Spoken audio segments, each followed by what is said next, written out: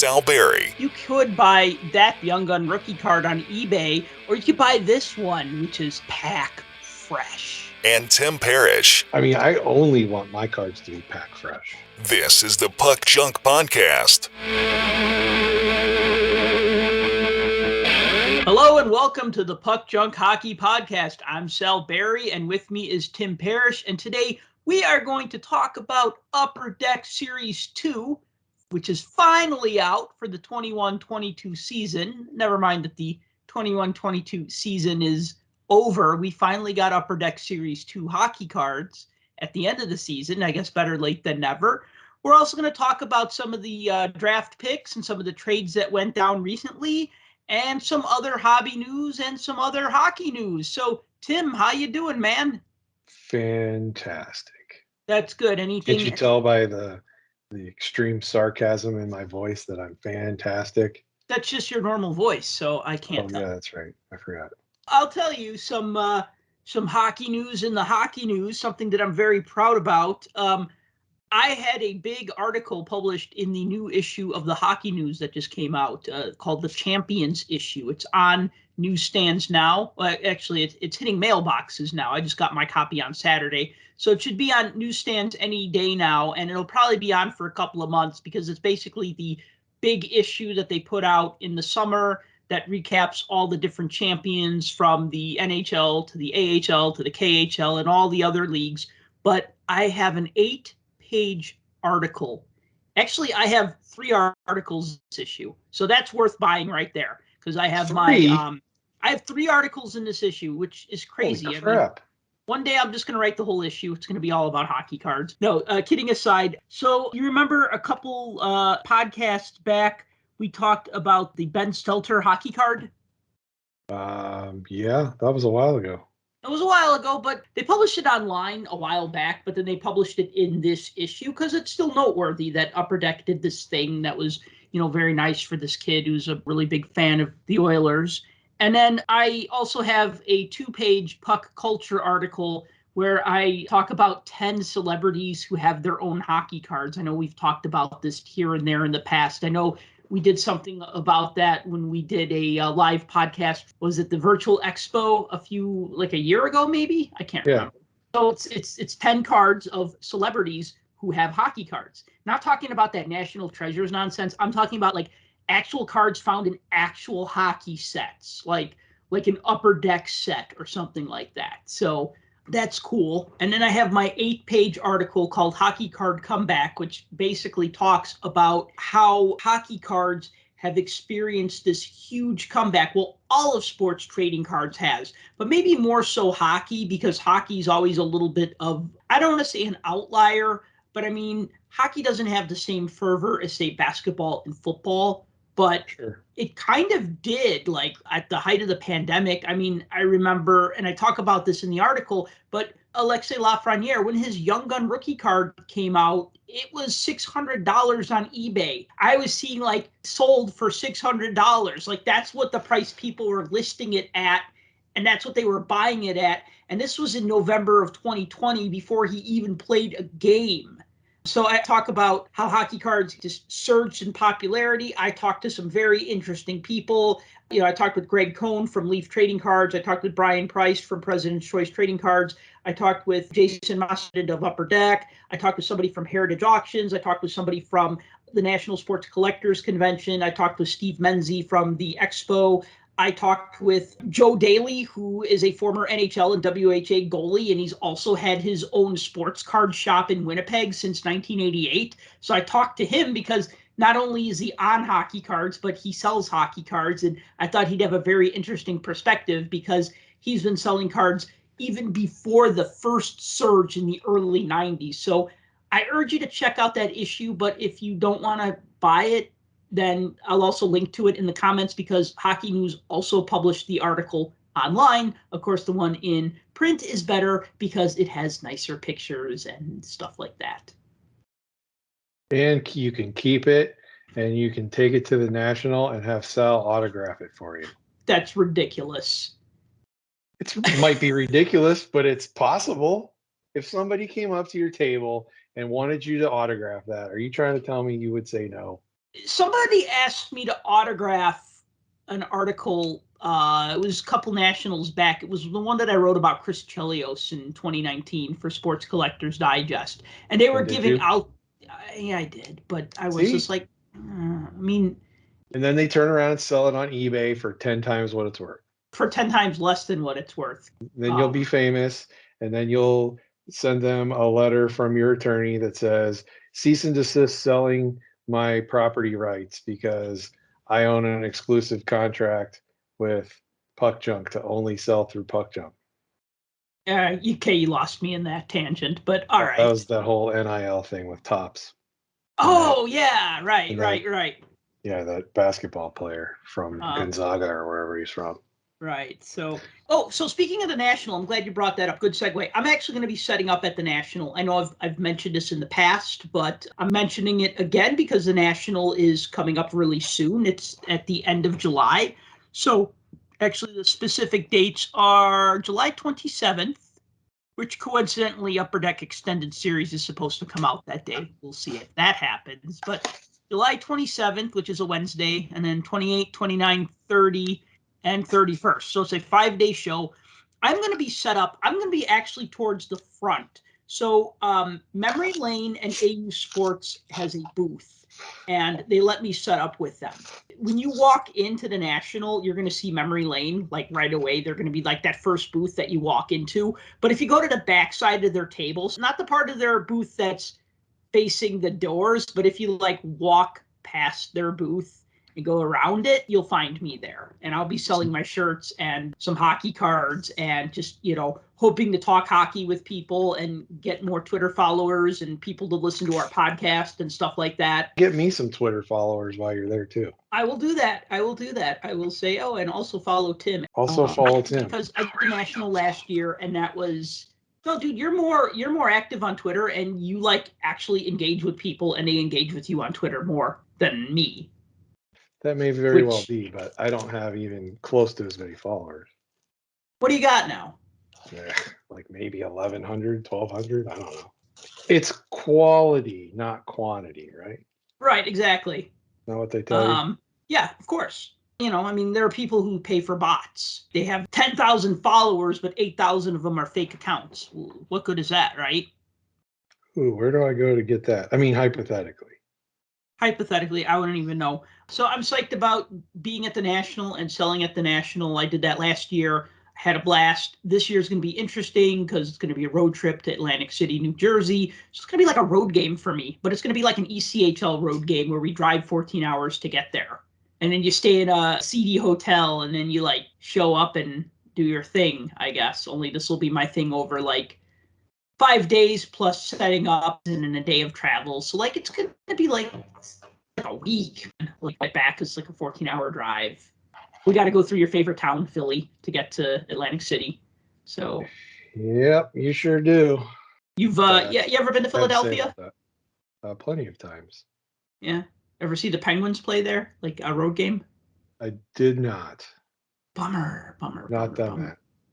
Let's put it this way. The last time I was in Philly, I'm pretty sure I did see a Phillies game there at Old Veteran Stadium. So I don't think that exists anymore. So that tells you how long ago that was. So one other announcement that I just want to make at the top of the show. I came to this epiphany recently that, me being in my middle ages, I finally made my midlife crisis purchase. You bought a Ferrari. No, see, now this is the funny thing, is that people who don't know me, when I say I made my midlife crisis purchase, they say to me, oh, you bought a sports car, which is funny because I would never buy a sports car. But I know you, and I said that anyway. Right. But people who know me say, oh, you bought a sports card. You finally got that O-Pee-Chee Gretzky rookie you wanted, or you finally got that Bobby Orr rookie, right? You bought a sports card instead of a sports car. Well, I didn't buy either. I actually bought a gym membership and personal training lessons, which is something I've always wanted to do. Going back to my 20s, I was going to actually sign up and work with a personal trainer. And, I had the money set aside for this. And then the job that I was working at, we got bought out. We got bought by a new company. like everybody had to like interview for their job. And I got spooked and I said, I might not be here in 2 weeks. I can't be spending money on such frivolities as working with a personal trainer so I can look more athletic and strong, right? So I Yeah, I backed mean, out of personal that. health is overrated. No, it's undervalued, right? Like we do that stuff, I think because we see this as like a luxury. But yeah, so I've been like crazy busy teaching, but then I've also had a little extra income. So I'm like, all right, I'm going to put this towards a gym membership and working with a personal trainer. And if I'm going to live to be 100, then I gotta make the steps to do that. I work with a guy named Jim. That's as close as I get to one. Let's talk about some hockey stuff. We had the draft last week. I watched the draft, and it's funny because like for like 4 days straight, the NHL Network just kept showing reruns of the draft. Come on, man, show an old game or something. I'm tired of this. The old games Yeah, are what are your coming. thoughts? It's summertime. Yeah, we'll get those classic games. That's usually the only time that they ever have time to show them, between repeats of NHL Tonight and like top plays and that kind of thing. Oh God, Yeah. those top plays are just such like it's like just such filler. I mean, It is. I, It is, you but know, I get it. I like the top plays. What I don't like is when they do like the top 40 defensemen of all time. It's just like, I Oh, already yeah. know who the top three are gonna be. So, Right. like, or at least the top one. So anyway, what are your thoughts on the draft? I kind of I watched it and I was just like, oh, that's nice. The kid looks really happy. He got drafted. He's hugging his mom. He's hugging his dad. I mean, I should be more up on this, but this is just a year I wasn't really up on keeping up with, other than like, okay, I know Shane Wright was projected to go first overall and didn't. Absolutely. But other than that, I wasn't really like, hey, I wonder what's going to happen with this guy. You know what I mean? Like, I had like no vested interest other than holding my breath until the Blackhawks started trading away everybody. We'll talk about that. Like, please don't let this happen. Please don't let this happen. And sure enough. Yeah. Well, here's kind of my take on the draft. So if we want to talk about surprises, obviously the huge surprise was Shane Wright falling from number 1 down to the lowly number 4 position and getting picked by Seattle. Now, look, if you look at NHL Central Scouting, if you looked at it beforehand and leading up to the draft, Shane Wright was a consensus number 1 overall pick. Beginning of the year, middle of the year, and the end of the year. In fact, Shane Wright was the number 1 consensus overall pick the previous year, too, in anticipation. So this guy is highly touted as being the number 1 prospect, being the guy that everybody was going to want, and it was essentially the Shane Wright sweepstakes with the race to the bottom. So the fact that he dropped to 4 was a little bit of a shock, but the interesting part is many of the draft pundits or the analysts that go through and do draft picks and do rankings and everything, the last couple of weeks leading up to the draft, it was like all of a sudden Shane Wright was falling to 2 and to 3. Mm-hmm. And it's like, what's going on here? And if you paid attention, it would probably surprise no one. Or even if you didn't pay attention, most people think that most of the NHL is made up of European players and stuff anyway, and Canadians. So it would probably surprise nobody that there were a ton of Europeans that were drafted in this year's draft. But if you look at the previous year, there weren't. And why was that? Because scouts couldn't go and look at them. They had to watch videotape and go by word of mouth and hear what went on because travel restrictions and COVID and everything else. This year was different. Scouts got to go and they got to watch. There were tournaments. There were, there was an Olympic year. So you have a lot more exposure of European players in this year's draft. And one of those was Juraj Slafkovsky. And he came to the forefront, Slovakian player he's basically a monster. I mean, he's 6'4", 229 pounds from Finland. The guy's a beast. And he played out of his mind. The whole Slovakian team surprised everyone with as well as they played. So he somehow, some way caught the eye of Montreal and boom, he ends up the number 1 pick. And Shane Wright is no longer number 1. So then you think, okay, well, he must be going to number 2. New Jersey comes up.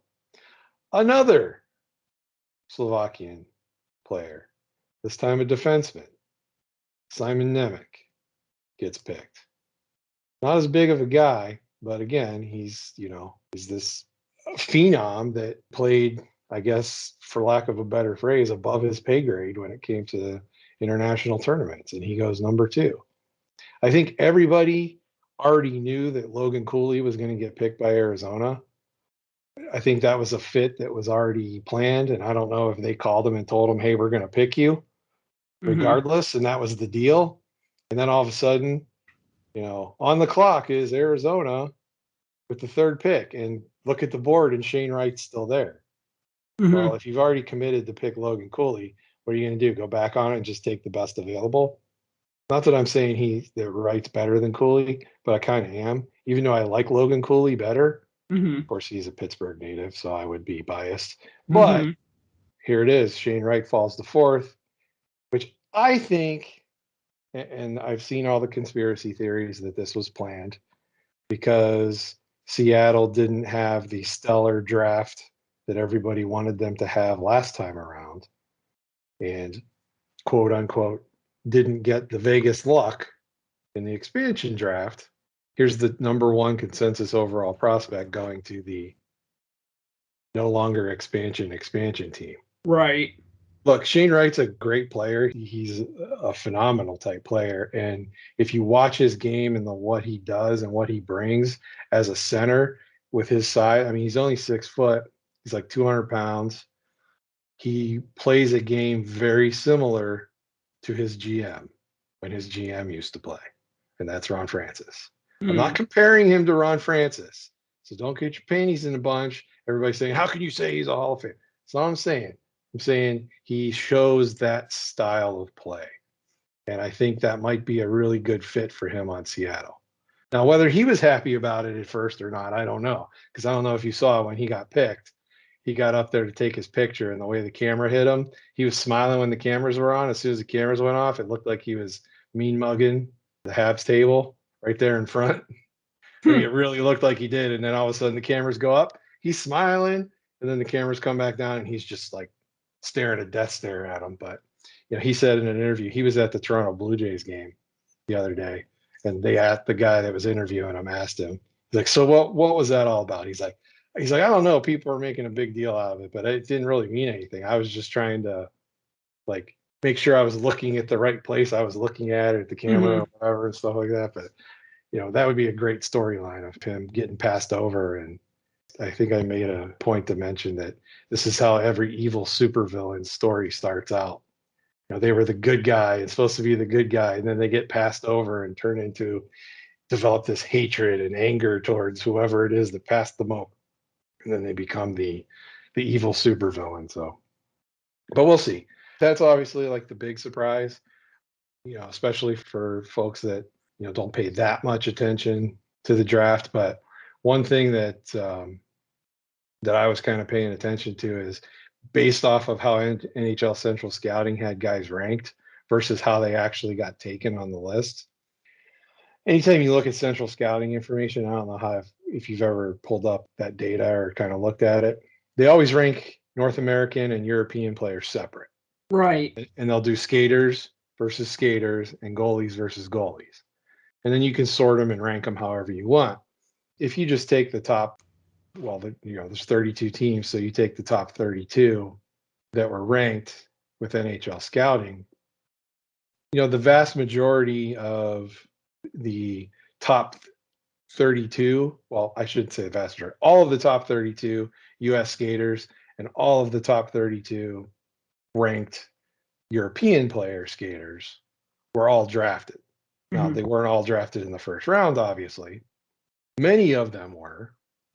But some of the interesting things that I thought were some of these high-ranked European players fell to some later rounds. And you can't help but think that a lot of that might have had to do with people's concerns over whether or not they'd be able to get here or come here, especially with Russian players and the things that have been happening with Russian players. The other thing I thought was really interesting was the fact that Brad Lambert fell as far as he did. I thought he would have been drafted way higher. He's ranked in the top 10 of European skaters only because he plays for the Pelicans over in Finland. Yes. And I thought for sure he was going to get drafted much higher than that, but he fell to 30 and went to Winnipeg. So I thought that was interesting because at one point, and he kind of fell off. I don't know if he got injured or what it was. He was ranked 5th at the beginning of the year, and he ended up 10th at the end of the year. So he was still top 10, but I thought for sure somebody was going to take a spin with him earlier. I was really happy about the Penguins' first round pick. A, the fact that we had one, and B, the fact that they got Owen Pickering. He's a defenseman. He plays with Swift Current in the WHL, but he's a real good defenseman. He's a little raw. He's going to take some time to develop, but he's like 6'4", 180 pounds, so he needs to get a little thicker, but he's got all the qualities of a Pittsburgh defenseman. So I thought that was a pretty good pick. The other thing is goalies too. You ever notice that it's kind of like in football where everybody's waiting for the quarterbacks, right? Most years there's a bunch of quarterbacks that are going to go, and everybody wants to know when the quarterbacks are going to go. I always wonder when the goalies are going to go. And it's like you wait and wait and wait, and you're like, where is the first goalie going to get drafted? This year it was the second round, the 41st pick. It was a Finnish junior player, Topias Lenonen, I think is his name. That's exactly it. He was the number 1 ranked goalie out of pretty much all the goalies, U.S., Canada, and Europe. But he's a big dude. He's 6'5", 233. He's big.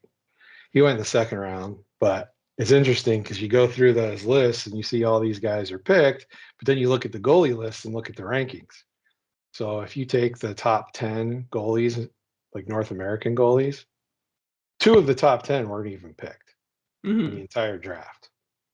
If you look at the European list, 6 of the top 10 goalies weren't picked. You have 20 goalies that were taken in the entire draft. So of the top 10 overall, only 6 of them got drafted, which I find interesting. And there were 7 guys weren't even ranked, but did get drafted. 7 goaltenders, which I think is quite interesting. So these are like these, I don't know if you would call these advanced statistics, but the very last pick in the draft was a goalie, by the way. He was a Belarusian goalie, plays for the Q. Ivan Zigulov, I believe his name is. So Mr. Irrelevant. Yeah, like I said, there were a few surprises. Like I said, I didn't think Lambert would have dropped as far as he did. I really didn't think Shane Wright was going to drop. I did find it interesting when Montreal started wheeling and dealing. I was like, holy crap, they're going to move up. I'm like, they're going to try to get the second pick. And they're going to take them both.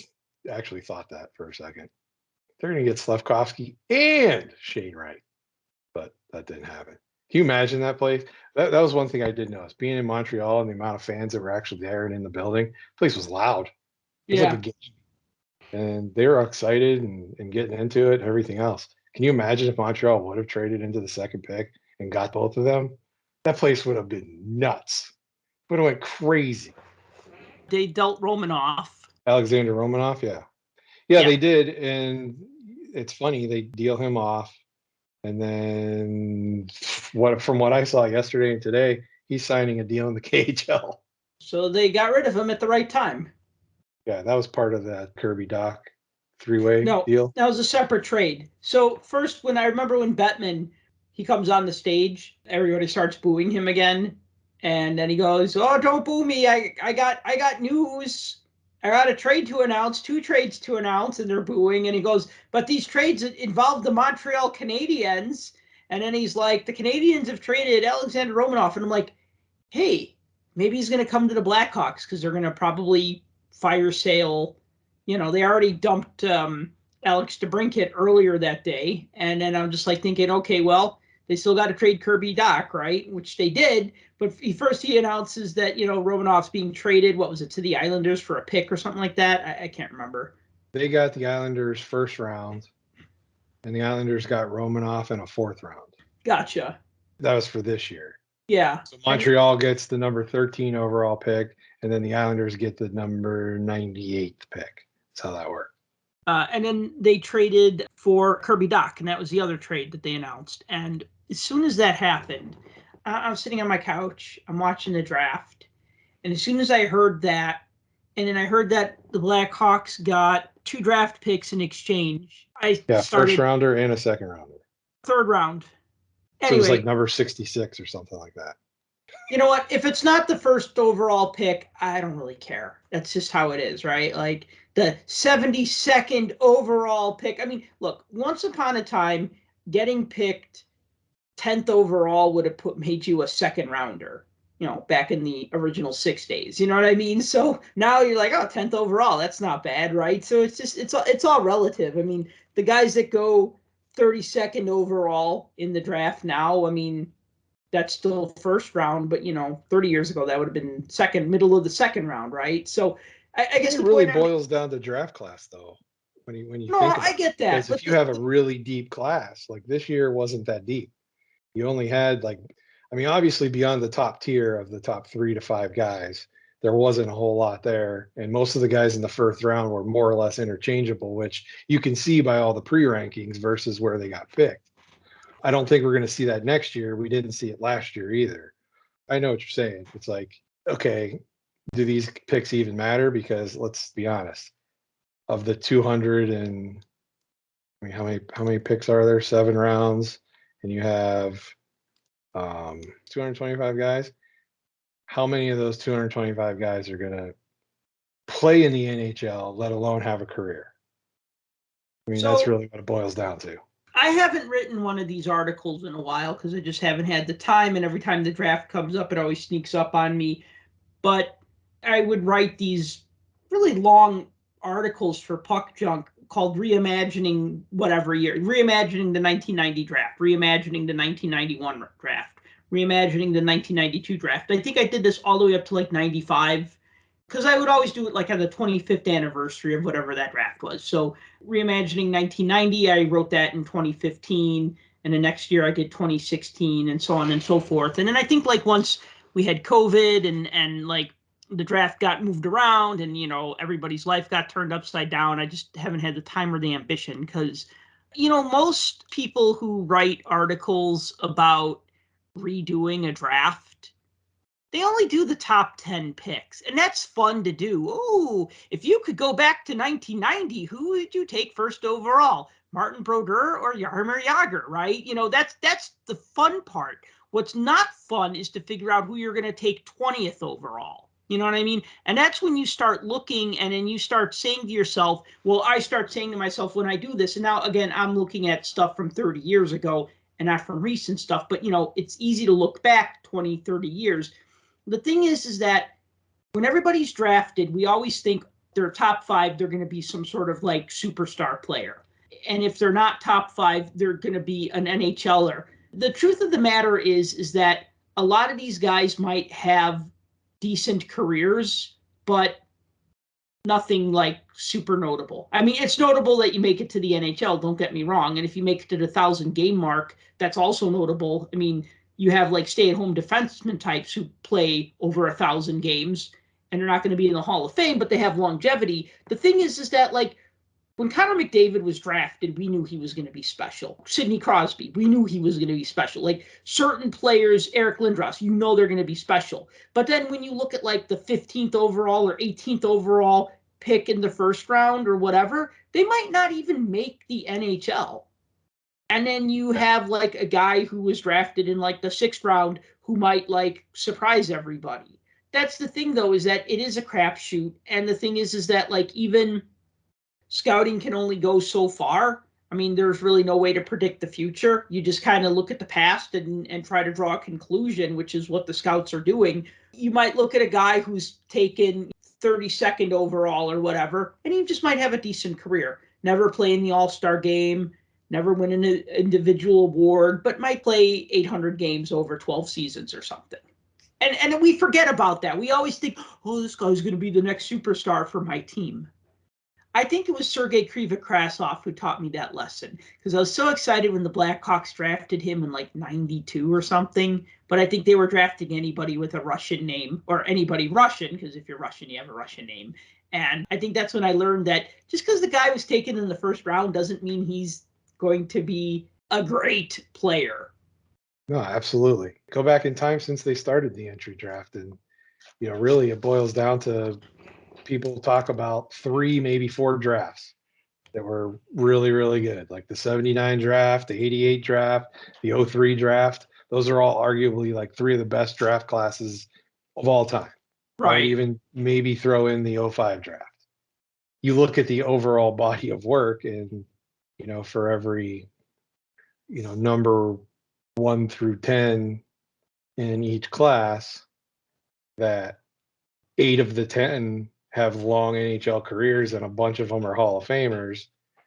You'll have a lot of dud years where of the top 10, maybe 2 guys made a career out of it, and 3, possibly 4.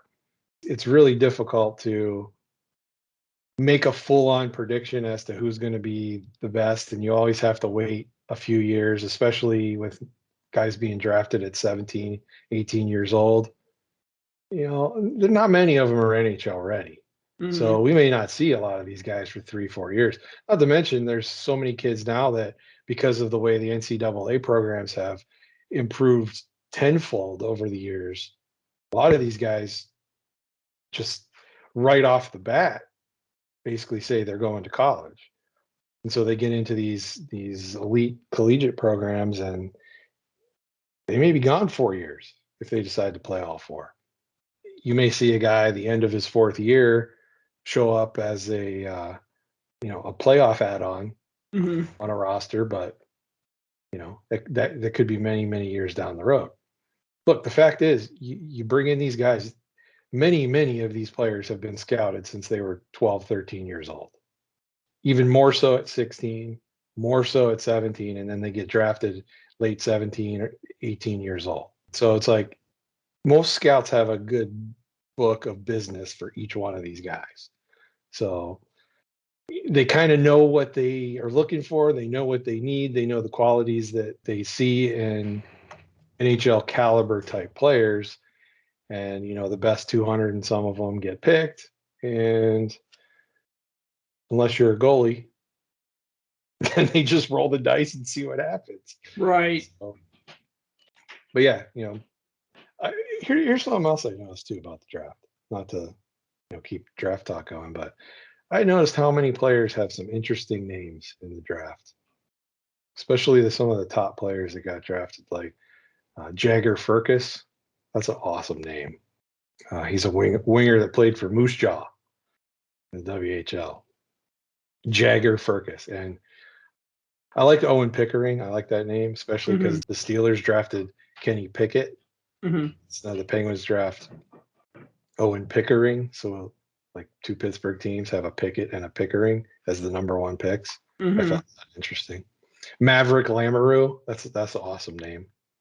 Like Maverick. Their parents were Top Gun fans. Or Winnipeg took, and with I think they had 14 or 15th pick, they took Rutger McGroarty. Like that's an awesome name. And there was Seamus Casey. How many Seamuses are there in the NHL? I can't think of one. Yeah, and my wife pointed that out too. Is all these kids with these weird names, and I'm like, yeah, and none of them are European. These are all North American skaters. This podcast might not go up until the day of free agent frenzy, but we got free agency coming up when GMs temporarily lose their mind and overpay for guys that they shouldn't, just because they want to make sure that their competitor doesn't. I want to sign this guy and you want to sign this guy. Well, I'm going to pay him $2 million more and give him 2 more years on the contract to make sure that you don't get him. And then everybody, it will go, oh, they really shouldn't have signed him to that contract. That was dumb, always 4 years later. Yeah. I mean, there's always regrets on the board, especially when guys don't play to their potential or to the contract that they may have earned the previous year due to whatever circumstance, or playing way above their pay grade.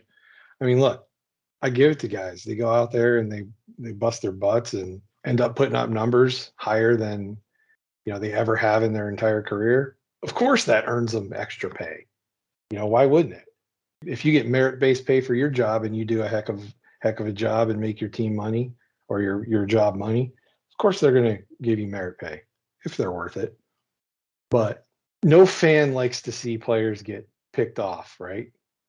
No fan of any team sits there and is like, man, this is my favorite time of the year, trade deadline day or free agent day or any of that kind of stuff.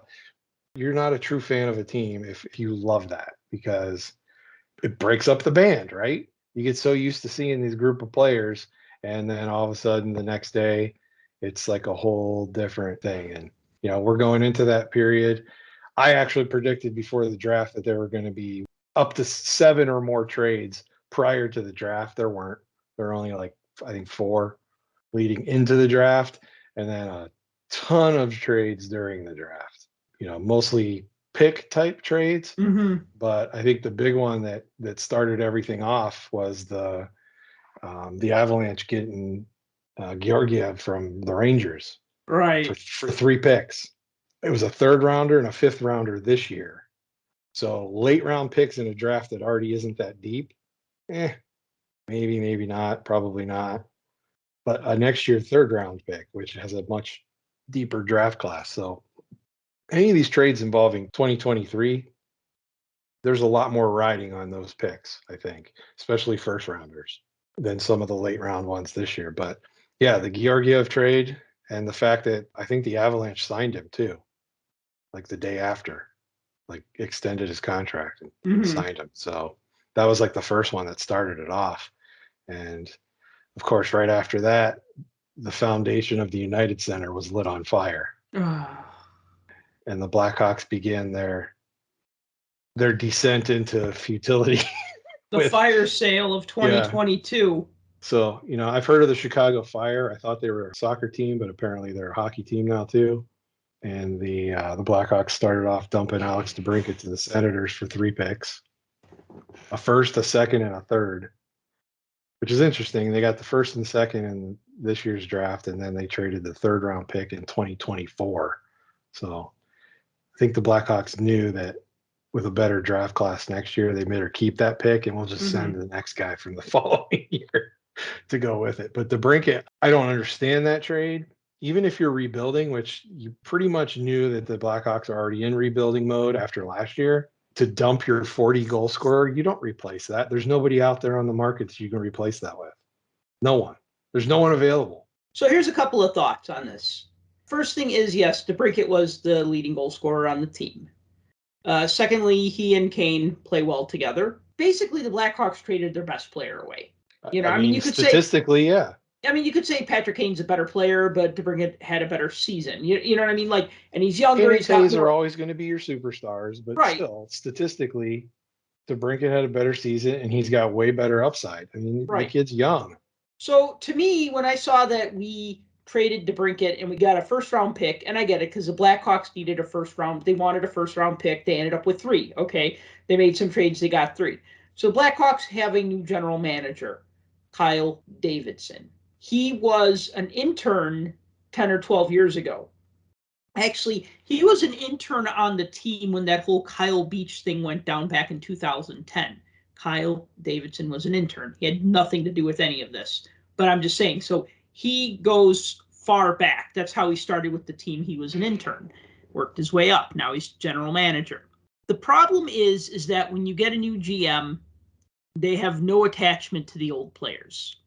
The superstar guys, you can't get rid of a Sidney Crosby. You can't get rid of an Alex Ovechkin, either contractually or just you can't because there'd be chaos. But you look at like how the Blackhawks traded Kirby Dach. Now remember, Kirby Dach was drafted 3rd overall 3 years ago.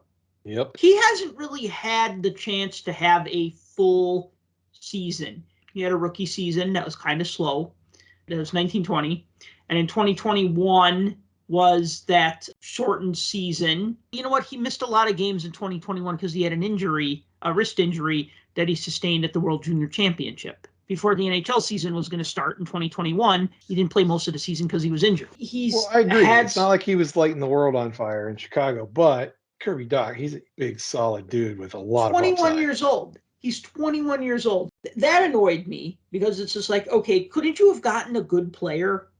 Like, who else had kind of an off season was Tim Stützle. And I'm thinking, all right, maybe Dach and something else. Like you think of like, hey, our first round guy isn't working out so well. Your first round guy isn't working out so well. Maybe we should trade. You know what I mean? Change of scenery, right? Well, they weren't going to get Stutzla. Let's put it that way. That wasn't going to happen. But I see what you're saying. At least get a player that you can use now. Because, like I said, whatever you want to call it, rebuilding mode, burn down the house mode, whatever it was, you can say that last year. But the fact is, you look at what they were doing with those young guys, the fact that they still have Taze and Kane. And I mean, they brought in Seth Jones, they brought in Marc-Andre Fleury to do something. And then all of a sudden, now Fleury's gone, and we don't have a goaltender either. And Seth Jones, I mean, there were tons of rumors that he was going to get traded too, and Kane was going to ask to be traded because they had like the same representation, and just all this stuff started going down. And you're like, well, that's the end of the Blackhawks. Like they're burning it to the ground. The Brinket goes. Then some other trades go. We already talked about the Romanoff one. Mm-hmm. You know, then Kirby Doc goes for 2 picks. So the Canadians pick up, you know, another player, which made the crowd go crazy also. And then they get their goaltender back, right? Peter Marazzic from the Leafs. So the Leafs like were desperate to dump Marazzic because of his injury history. So in order to get the Hawks to take him, they had to give up their first round pick also. They got a second round pick in return, but the Hawks now get a goaltender. So regardless of what your opinion is of Peter Marazzic as a goaltender, I mean, he showed flashes of genius over the years, but I hardly think he's a solution. You know what I mean? He's definitely not a solution to that issue. And then today, just to push the story further down the road, qualified offers were made, had to be made today by 5 o'clock. This is Monday, what is today, the 11th? We're recording this. So Monday, the 11th, they had to put in those offer sheets. And who did the Blackhawks give offer to? Jones, not Seth Jones, Caleb Jones. Oh. And I forget who the other offer was made to, but they only gave offers to 2 guys, qualified offers. So what that means, for if you don't know what qualified offer is, essentially qualified offer means you're laying claim to a potential UFA, which makes them an RFA. So if anybody else offers them money, you get paid too as a team. You own the rights to the player, is essentially how you can boil that down. But yeah, so Blackhawks seem to be committed to burning it down and starting completely from scratch. It would appear, for sure. So, well, it's hard to do at $200 a ticket to see them in person. Not that I want to, but I'm just saying. You look at it on paper, it's like, who's going to play for this team, right? You can't have just Kane and Taze. They're basically trying to make the team so unplayable that Kane and Taves are going to ask to be traded. You trade all the good players around them, and then you get your 2 legends with the no movement clauses to waive those clauses and say, all right, trade us. It's kind of a shame. It is a shame, but this is where it becomes a business. This is when it stops becoming a fandom and when it starts just becoming a business, you know, and that's... And again, that's why I preface this by saying this is not the time of year that's for fans, you know, because you see your favorite players disappear. Or not that he was a favorite player of any Edmonton fan, but like Zach Kassian, he goes to Arizona. Is he going to be missed there? Maybe to some people. I mean, he was a bottom line type forward, but you know, Detroit signed Ville Husso. Ville Husso was great in the regular season, not so much in the playoffs. I mean, if you remember right, Ville Husso was drafted to be the guy in St. Louis. Binnington was not even a blip on the radar, really. If anything, he was going to be the backup, and it ended up being the other way around. But Husso played really good during the regular season, but didn't show up on the playoffs, so that was the end of that. I found it funny that the Capitals, basically the GM of the Capitals, was like, yeah, we're getting rid of all of our goaltenders. We don't care. We need to start over because none of these guys are worth it. So the Devils take Vanacek. They didn't give an offer to Samsonov today, so he's becomes an unrestricted free agent as of today. Wow. So they're done with that. Tony DeAngelo signing in Philly was an interesting one. Did you see that one? No. Yeah, the Hurricanes traded Tony DeAngelo to the Flyers for 3 picks. I couldn't believe that. considering everything we know about Tony DeAngelo, and let's just throw this out there. Did he play really well? Yes, he did. He was a great player for Carolina, but he carries a lot of baggage and a lot of controversy and all of that kind of stuff. And, that's what gets the publicity and gets the press talking, is all of the issues off the ice, the whole fights in the locker room and the things that he said, and getting punched by Georgiev, who's now a Colorado Avalanche player. And, so you have all of these backstories that involve that. And knowing what you know about the Flyers now going forward, who's the Flyers' new coach? John Tortorella. Boy. So here's a guy that's like a no-nonsense kind of guy and just wants players that go out there and don't shoot the puck and only block shots. That's his ideal player, is one that goes out there and plays that defensive type game. And knowing what we know about DeAngelo's kind of personality, I'm wondering how that's gonna mix. The interesting thing, then they turned around and signed him to it was like a 2 or 3 year contract right after that. So I was like, wow, that's crazy. That was absolutely crazy. But while we were on the air, this is breaking news. It won't be when this airs.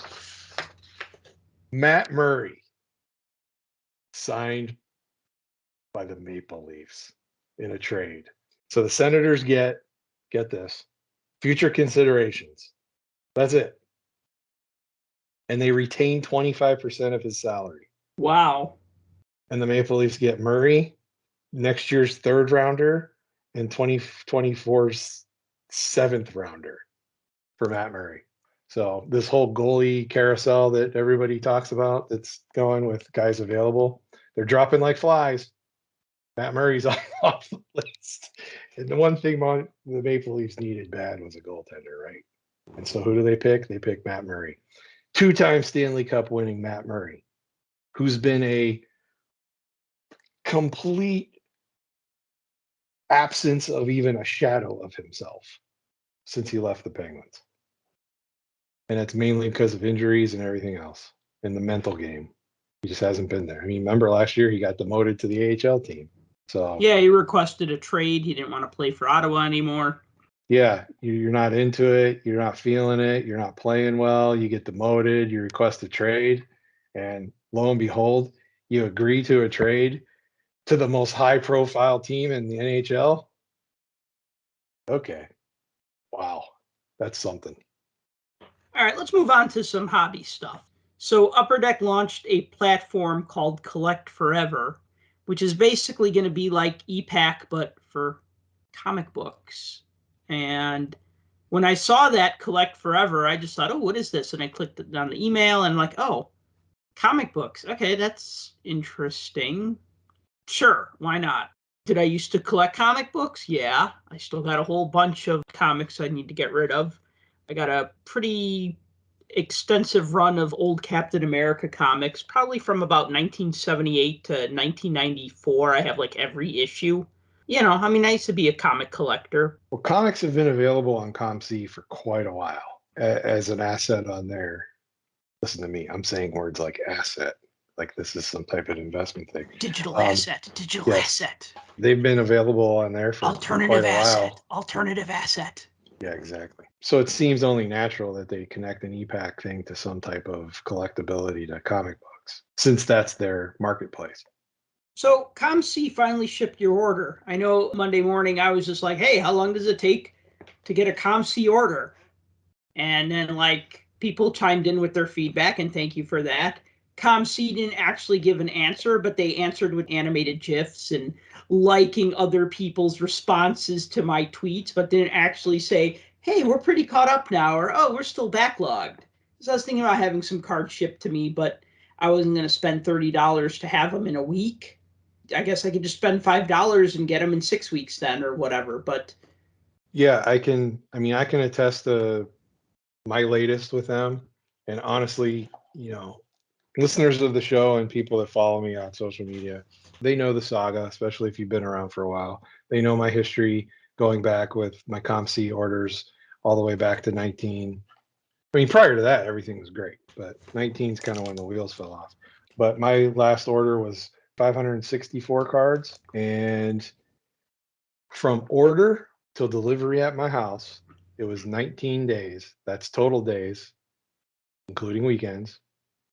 And that is economy. So I paid $5 for shipping, not extra, and it was 19 days.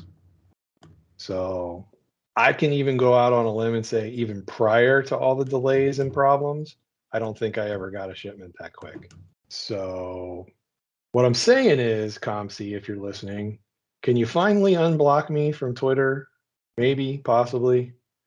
I mean, I know we've got apparently some hard feelings, but it's only one-sided. So yeah, if you can get on that, I'd appreciate it.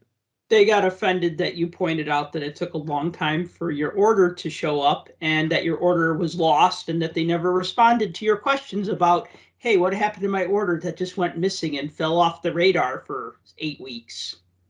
Yeah, well, I get it. You don't want to hear people talking negative about you and stuff, but come on, that's in the past. That's buried. That's 2 years ago. Let's move on. I've moved on. Let's move on. Let bygones be bygones. We can be friends. I promise.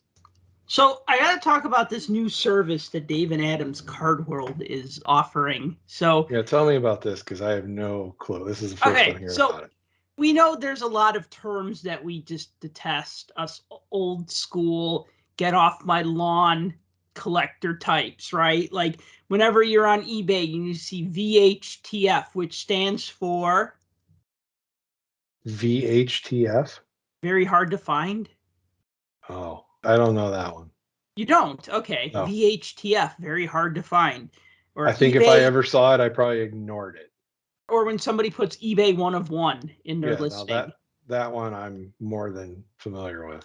Or just the ever generic hot in all hot capitals. With a bunch of fire emojis. Yeah. Right. Or one that I always hated is pack fresh. Like, oh, that's a good one. Like, well, you could buy that Kirill Kaprizov Young Gun rookie card on eBay, or you could buy this one, which is pack fresh. I mean, I only want my cards to be pack fresh. I want my cards to be pack fresh so much that I even commissioned air fresheners be made that smell like packs, and I hang them in the card closet so that all my cards smell pack fresh. There was another term. Oh, eye appeal. That's another one. When you talk about these resellers of graded cards, and they'll be like, well, this is a PSA 9, which, unilaterally is considered to be like a mint card, PSA 9. But this PSA 9 has better eye appeal, right? Like, it's a graded card, but this is a better graded card, even though you have 2 graded cards that are the same grade of a 9, right? It's ridiculous. Yeah, and I don't even know what eye appeal means because isn't beauty in the eye of the beholder? Yeah, but you do property stuff, so you know what curb appeal means, right? Well, I know what curb appeal is, but curb appeal is also a very subjective thing, and one person's trash is another person's treasure. You know what I mean? Right. So it all depends on what you're looking at, and the whole location. That holds way more water than the whole curb appeal thing. Right. But yeah, they still use it on listings, and it's one of those things that realtors use to fluff stuff up. I get it. I understand. Right. So DA Card World, they will sell you a box of cards for more money, and they're selling it as something they are calling case fresh. So you're saying more money than what it actually costs to buy a normal box or yeah. Whatever. So here, let me give you a for instance that ties into our next topic. 21-22 Upper Deck Series 2. You could buy a hobby box of 21-22 Upper Deck Series 2 for $99.95, $100, right? Or you could buy a box that they are calling Case Fresh for $149.95. Now, let me explain what $50 more. Let me explain the extra $50 charge for buying the same box. Basically, what they do is they put it in a plastic container that has DA Card World shrink wrap applied to it. It has a sticker on the back with a QR code. And here, I'm just going to read the rest of this. All right, so it says here, Dave and Adam's Case Fresh. Fact, not opinion. Case Fresh is a box of cards pulled directly from a sealed case that came to Dave and Adam directly from the manufacturer. It is removed placed into an acrylic display case and closed with tamper-proof security stickers. It is wrapped with Dave & Adam's Case Fresh wrap, and a QR code security label is applied to the wrap. Each QR code security label will have information about the product and a link to a video of the entire process. If you are going to put away a box as an investment, then Case Fresh is the way to go. These boxes came straight to us from the manufacturer. Its authenticity is fact, not opinion. Okay. I see what they're doing. I see what they're trying to do.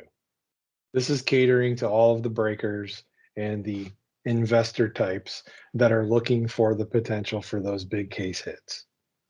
Because if you just got a random box, you don't know what case it came from or where it came from, or if it was pulled from somewhere else. And they're trying to say, we're basically saying that here's the case. We're opening the case. You can see us opening it. We're taking this box out. See, it came from this case. So you might have a shot at whatever big case hit, whatever it might be. I get it. Is it silly? Yes, it is absolutely silly. Am I going to pay an extra $50 to get them to put my box in a piece of Tupperware to tell me that it came from a box? Absolutely not. Absolutely not. Especially for a new product. I don't care. I don't. Isn't it just ridiculous, though, how far this goes? Grading really was just the tip of the iceberg here, because we have grading, but then we have companies that will even evaluate the grade.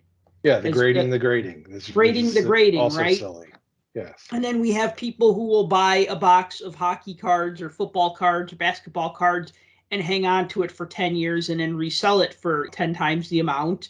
But now you have companies who are going to be like, okay, you're going to do that, so we'll put it in a plastic box, basically like it's almost like a graded toy.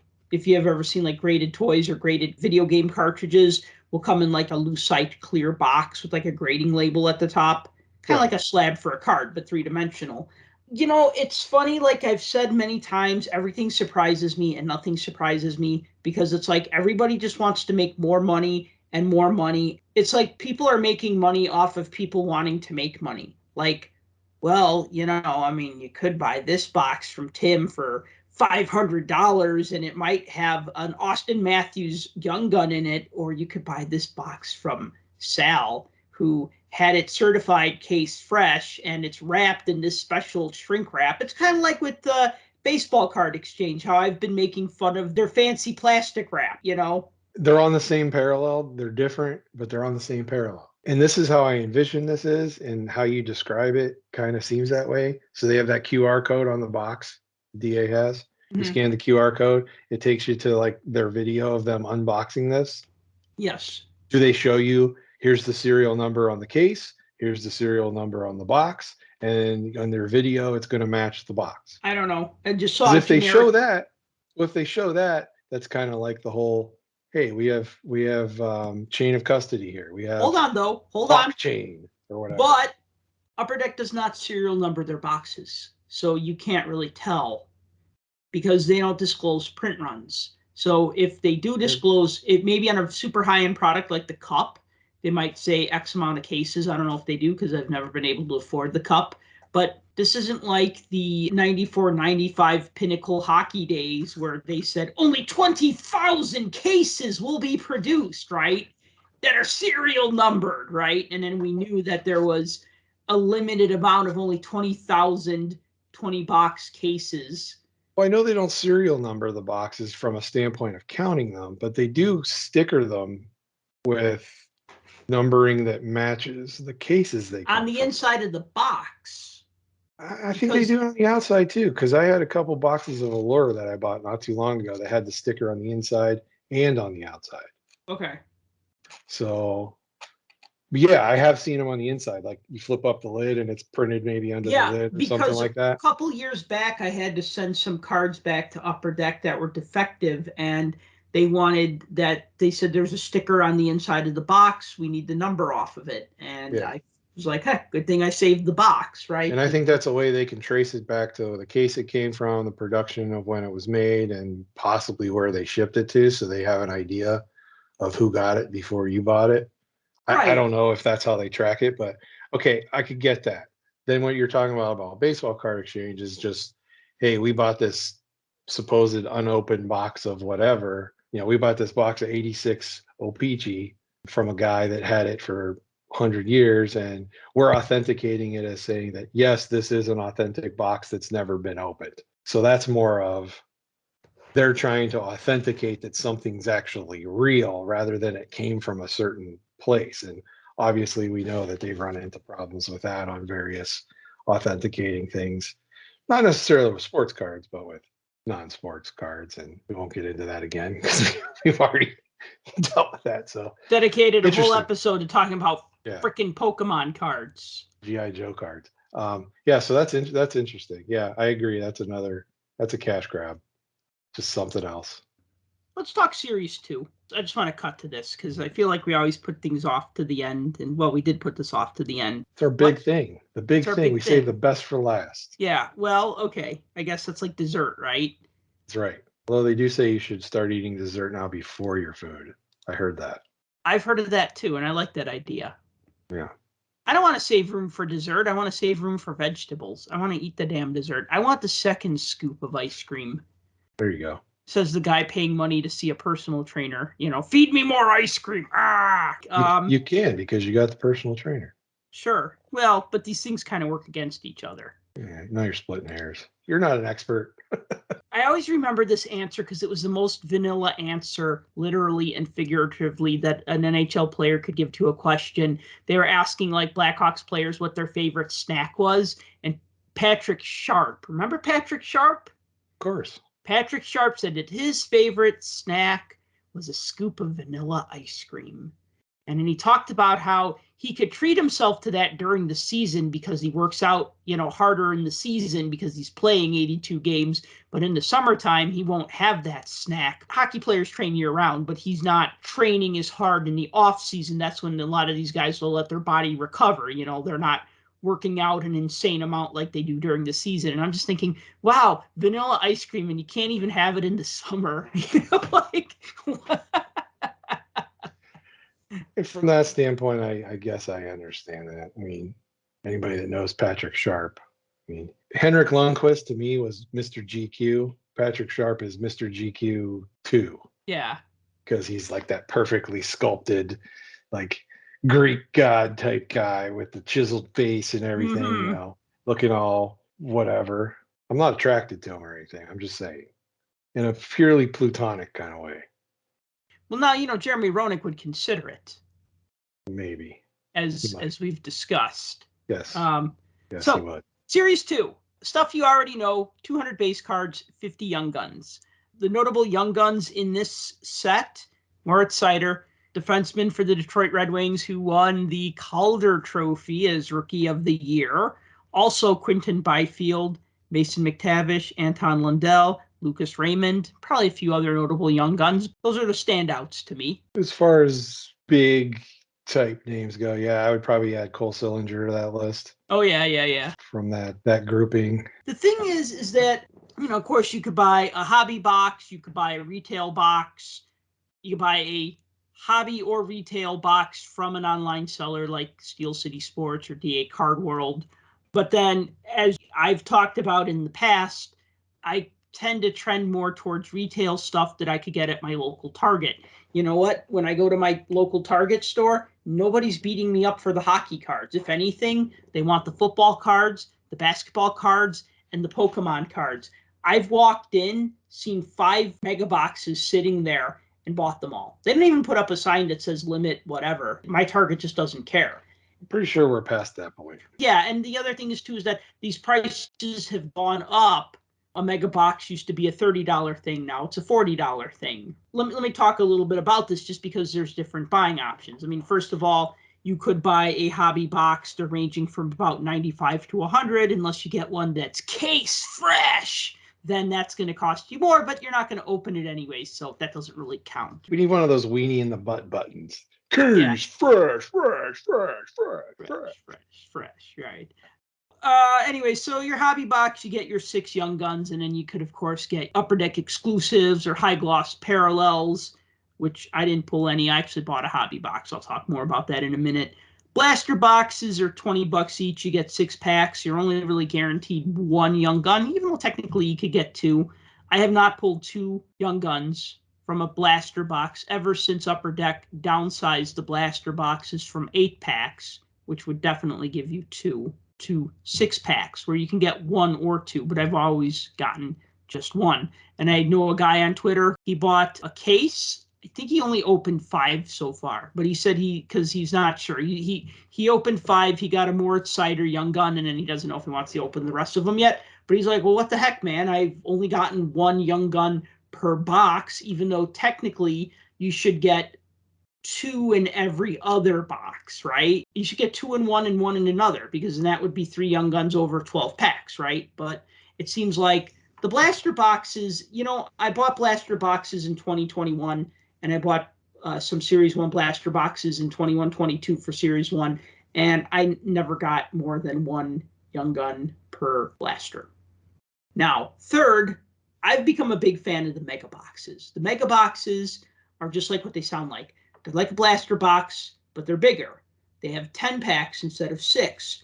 Plus, they usually have a bonus pack of some sort. So Series 1 mega boxes had 10 packs for $40. Series 2 mega boxes, same deal. 10 packs for $40. Plus, the ones that I'm buying at Target have a bonus pack of the rookie class set, which are like these shiny cards. They're actually continuing that set. So Series 1 rookie class was 15 cards. Series 2 rookie class is another 15 cards. And again, you only get these rookie class cards. They come in a 3-card pack. You get 1 pack of these per mega box. And then you also at Target. This is different from the O-Pee-Chee Glossy Rookie that you get in the tin. Correct. And it's different from the rookie box set. Yes. So Okay. All of these things are different. So the rookie box set has its own design. That's 25 cards for $25. Also available at Target. I actually bought one. Didn't really talk about it too much. You buy it, you go, oh, yeah, okay, cool. You put it in pages, and that's the end of that. The tins have 8 packs. They haven't come out yet for Series 2, but the tins have 8 packs for $30, and then they have an O-Pee-Chee glossy pack.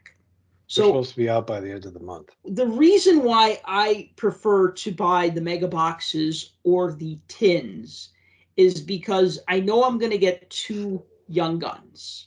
I have bought mega boxes with 3 young guns. In fact, I remember with Series 1, I remember buying, I bought 5 at a time, or I opened 5 at a time. I think I bought 5 at a time. And 3 of them had 3 young guns, and 2 of them had 2 young guns. So that's 3, 6, 9, 10, 11, 12. So I got 13 young guns in 4 mega boxes, which is pretty good, if you think about it, right? That's why you're buying it, because you're going to get tons of base cards no matter what. Oh, by the way, fat packs I don't even bother with. In fact, I would recommend don't buy fat packs, because you're basically paying $5 to get 30-something base cards. And you might get an insert card, you might get a young gun, or you might not. I've bought fat packs where it was just 32 base cards, which sucks. I've bought a fat pack where I'd buy one, and it would be 31 base cards and 1 low-end insert card.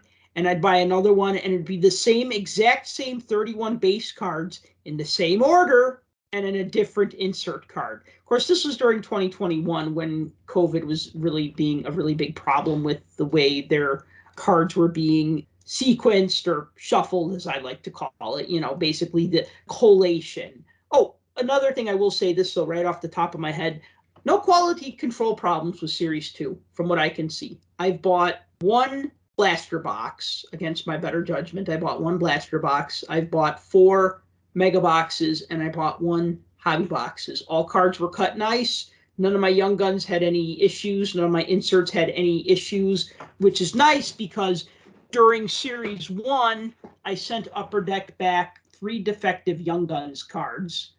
Trevor Zegras and Cole Caulfield were 2 of the 3. The third one, I think, was Bouillon Boulet from the Tampa Bay Lightning. And so, I mean, when you pull a Zegras and you pull a Caulfield, and they both have chipped top edges that just look bad, that kind of takes the wind out of your sails, right? Like, I'm not going to turn around and flip it on eBay tomorrow and, make tons of money, right? These are the cards I wanted to get, and they were defective. Did they replace them? They replaced them. Yes, they did. And then they threw in some extra random young gun of, I can't remember who it was, somebody on the Wild, and I think I already had the card, so it didn't matter. But it was just like, I guess that's nice. I paid $7 shipping, and I got another young gun. Because you got to pay to ship your defective cards back to them. You think that what they give you should at least offset the $7-8 you paid in shipping. A Wild young gun from Series 1 must have been Kalen Addison. That sounds about right. Yeah. You're probably in the majority, but when Series 2 first got released, the people that have the issues complain the loudest, obviously. And there was a lot of talk on social media about same issues with quality control. That's died off since then. So I think as the release has been out there longer, more people, I don't know, maybe the initial run was kind of wonky, but I don't know. I haven't heard anybody talk about it since then. First couple weeks, it was like, oh, this is crap too. Now nobody says anything. I realized that I don't need to panic buy stuff when it first comes out. When Metal Universe came out in 2021 at the end of, that was well past the end of the 2021 season, and I was buying blaster boxes from Target, and I was able to find enough. I wasn't going to panic buy a hobby box because it was too much money. And it was the same with Series 2. I was like, do I pre-order? And then when Moritz Seider won Rookie of the Year, I thought, he's in Series 2. Is that going to drive up the price of a box? That's something we talked about in a past episode. And it didn't. It kind of the boxes started a little higher than what they're selling for now. I think that Series 2 was selling for I think it was pre-selling for $120. And the retail boxes, I can't remember what they were pre-selling for. I want to say they were $70 maybe. And it seems like those prices have settled down a bit. If now a hobby box is $95, that's about equivalent to what I'm paying if I buy a mega box, 10 packs, $40, $4 per pack. I buy a hobby box at $95, 24 packs, about $4 per pack. That's now become the new threshold, right? We think, this is too much for a gallon of milk, or this is too much for a loaf of bread, or this is too much for a pack of cards. But then after a while, or a gallon of gas, right? Where your threshold kind of changes over time. We know that cards aren't 50 cents a pack anymore. In fact, now I have to just begrudgingly agree that a pack of Upper Deck is not a $2.99 pack anymore. It's a $3.99 pack, or maybe a $4.99 pack. And people in Canada are laughing because they're probably paying $6 a pack. I'm not exaggerating. I mean, this. No, you're right. You're right. It is. And you're right. The price did come down. I mean, these initially were, like you said, they were pre-selling at about 120, 130. I saw them as much as 160 when they first came out, but now most online retailers have them for $100. I think part of that is that Seider won the Calder, and we're like, okay, he's good. He should have won the Calder. He was a defenseman. He led rookies in scoring, blah, blah, blah. But I don't think the hobby got really excited like they were getting excited. There's a big reason why they didn't get excited. Well, he's on Detroit. He's on Detroit, but what position does he play? Defense. There you go. And traditionally, the hobby hates defensemen. Unless they're Cale Makar, then they love him. Cale Makar is, as a bunch of people keep saying, he's the new Bobby Orr. Which, if that lasts forever, great. If it doesn't, then he's just another casualty of the hobby hates defensemen people. But yeah, a lot of these younger guys are putting more exposure to defensemen. Seider for one, Adam Fox for another, Cale Makar for another. These guys are good, but they don't have as much hobby pull as these superstar centers and wingers seem to. Mm-hmm. I'll never understand that, but that's just me.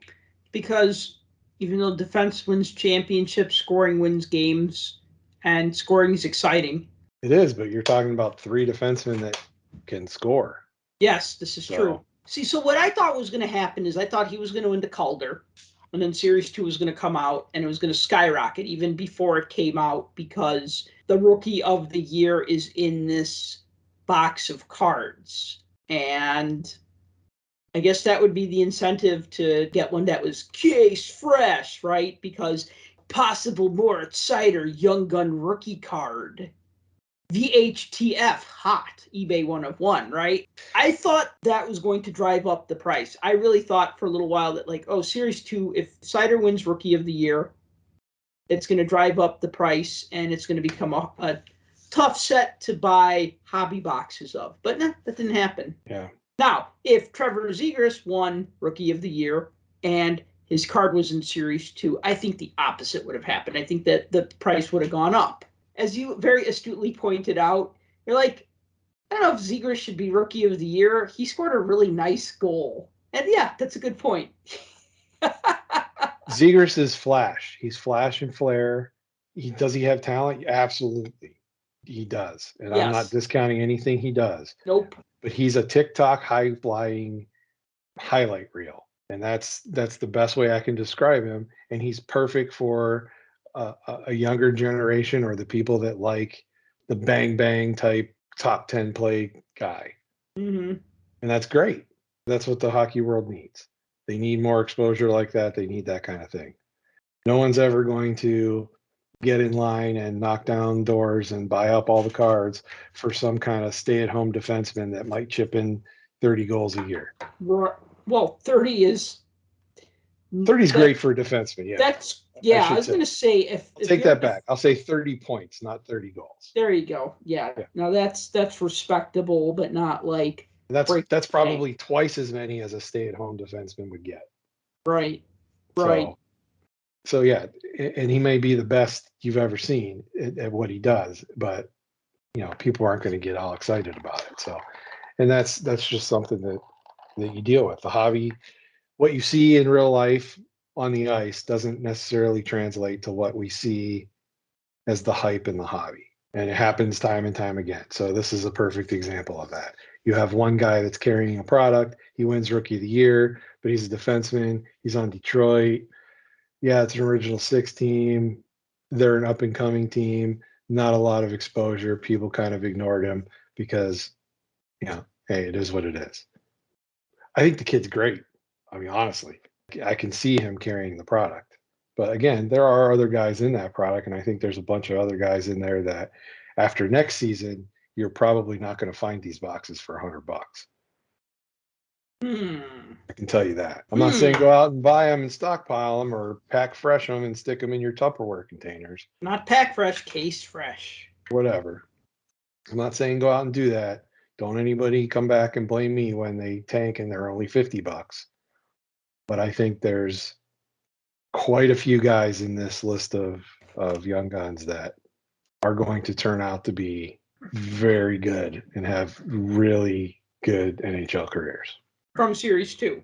From Series 2, yes. I better complete that set then. I don't think I've completed a Young Gun set since 07-08, so I need to complete this one this year. Make that a point. See, and then this begs the question, who's going to be in extended as far as the Young Guns go? I can think of a few, but honestly, most of the guys that I'm thinking of that I would want to see in there, I can guarantee won't be until next year. Right. Because they came after the fact. And when extended was announced earlier in the year, they had to have known what the checklist was by the All-Star break. Yeah. So any of these guys that were added onto teams for the playoffs and stuff like that, or got called up at the end of the year, I bet very few of them are going to be in extended. That's just my prediction. You never know. We could see a bunch.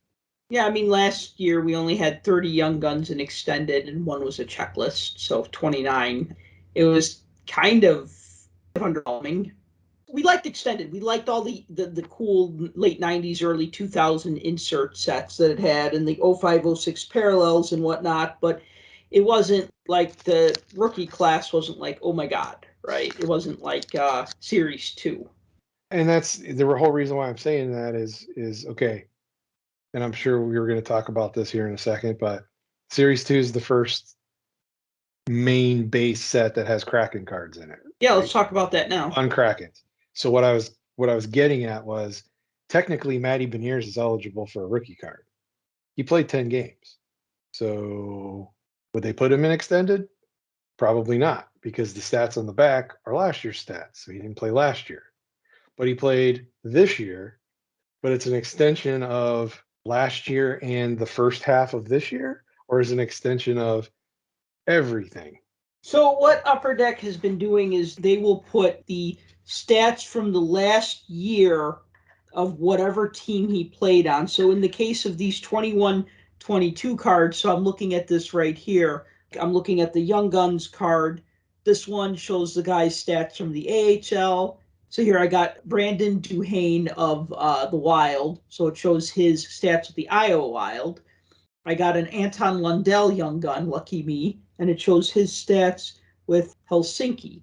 I got a Quinton Byfield Young Gun, lucky me, which, by the way, it uses a different picture than what was pictured on the sell sheet. He was pictured wearing a white jersey, but here he's wearing a black jersey. Just an interesting little thing.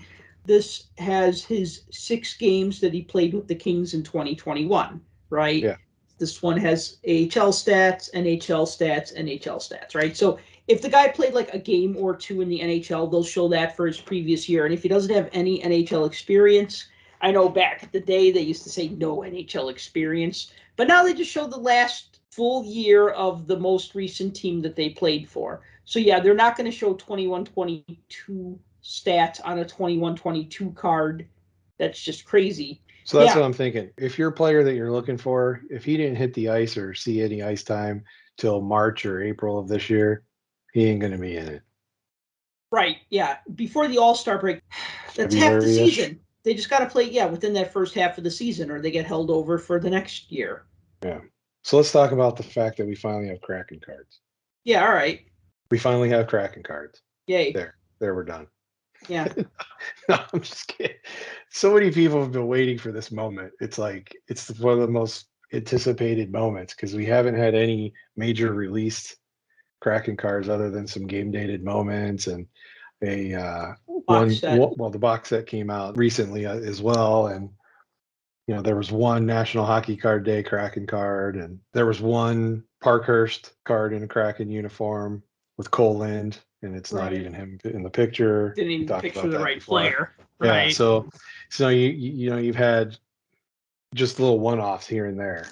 So there's finally something in the flagship base set, and a lot of the Seattle fans are extremely excited about that, which is cool to get when your expansion team finally gets featured in a product. Well, it's exciting. I mean, I remember how excited I was to see Sharks players back in 91, 92, like in the later season products, or heck, even in that Pro Set Series 1 had a few pictures of a few Sharks guys who were players who were drafted from other teams, like Brian Hayward, or like later on, like even like when we started seeing Winnipeg Jets cards recently, or even Golden Knights card. So yeah, it's always kind of cool. Like, hey, cool, new team, who this?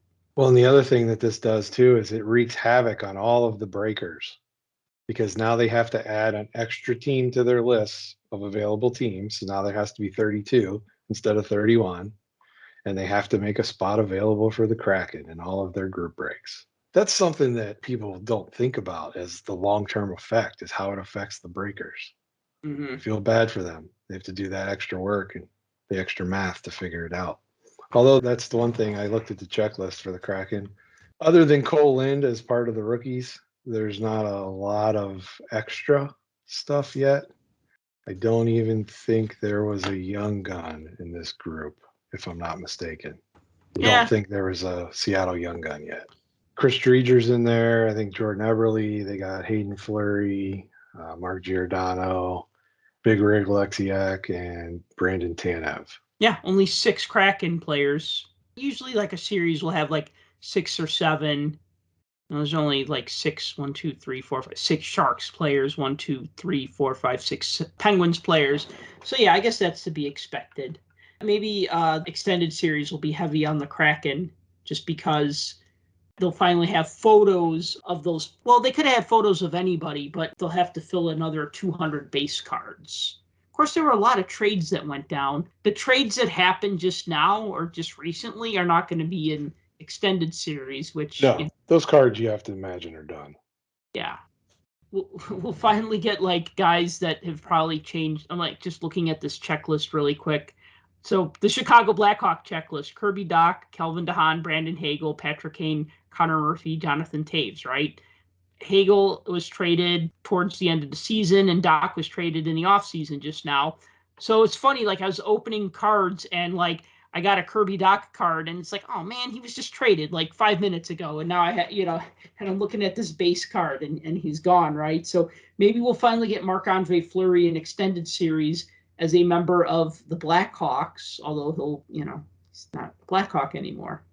That is true. He does have an O-Pee-Chee update card in Series 2. Did you pull that in any of your No, stuff? it looks cool though. Yeah, I saw it. It's pretty good. I saw the one with the red borders, and I'm just like, wow, that looks really cool with the red jersey and the red borders. I want that. Although, Yeah. I don't know why, because he's not on the team anymore, and it hurts. Yeah, but still, it's Fleury. It's a future Hall of Famer. You can't go wrong there. No, you can't. All So right, how did you do with your boxes that you open? Anything like worth noting? Like any unannounced craziness? I didn't get anything unannounced. I mean, the only nice cards that I got, I mean, other than the young guns, I mentioned I got Byfield and Lundell in my hobby box. One of my mega boxes, I got an honor roll red parallel of Moritz Seider. So like the honor roll cards, but then there's like shiny red ones, and you only get them from Target. That's like the incentive to buy the mega box from Target, because I think Walmart also sells mega boxes, and I know like some places that sell blaster boxes will have like a jumbo young gun or something like that.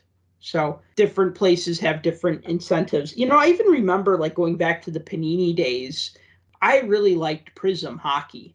And I remember like, I'd buy a blaster box at Walmart and it would have blue Spectra parallels. And I'd buy a blaster box from Target and it would have red Spectra parallels. You know what I mean? So it was kind of cool to like get the different types from the different stores and get those parallels that you can only get from that store. So those are really the only real notable cards I got. No autographs, no jersey cards. Funny how jersey cards are really not a thing in Upper Deck Series 1, Series 2 anymore like they used to be. I used to get like 3 in a hobby box. Now you maybe get one every 2 or 3 boxes. Yeah, I think it's 1 out of 72. Is there regular like materials cards? Yeah, although I will say this, in 2021 Series 1, so we're going a year back, but the mega boxes in those usually had 1 jersey card per mega box, which was weird. It almost felt like they were trying to dump off jersey cards. If they were like, I was getting like 1 per mega box, and I was just like, wow. I mean, now it's like you get a jersey card in a product like Upper Deck, you're like, oh, that's different. I don't see these too often anymore. But when you get 1 in every mega box, it's like, what's the real angle here? You really need to get rid of all these Zach Cassian orange swatches. Okay, well, now they would because he's not on the oil anymore, but you get my point.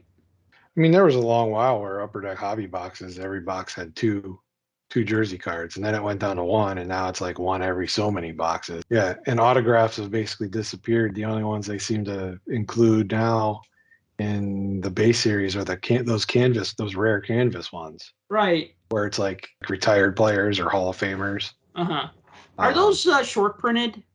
Oh yeah, they're numbered. I think they're all hand numbered. I think this year they had like Mike Richter and John Van Beesbrook combo. It was like numbered out of 35. I think I saw 1 on eBay.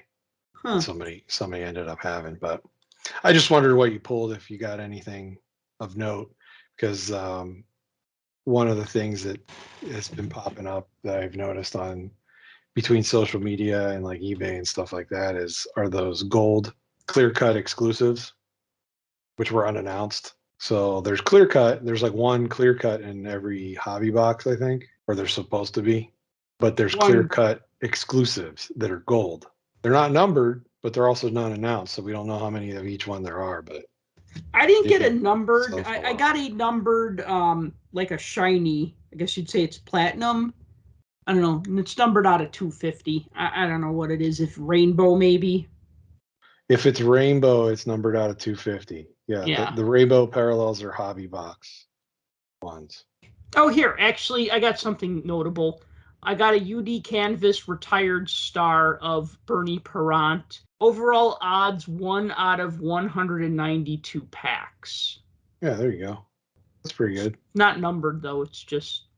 Yeah, they're not numbered. They're just short printed because they're the top. They're the high number ones.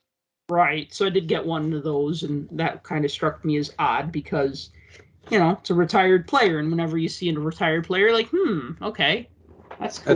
That's how you always know it's something weird, because you know what the canvas are supposed to be. They're very similar to the base set checklist. Right. They mix up series 1 and 2 with the players, but it's generally the same. And then all of a sudden, you'll pull, like, one year I pulled a Jean Beliveau one, and I'm like, whoa, this is pretty cool. And then I found out I was short printed. Another year I got Gretzky, and then what was the one?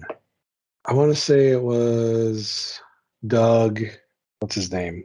I can't think. Who's the old defenseman? Doug Harvey. Doug Harvey. Yeah, it was a Doug Harvey one.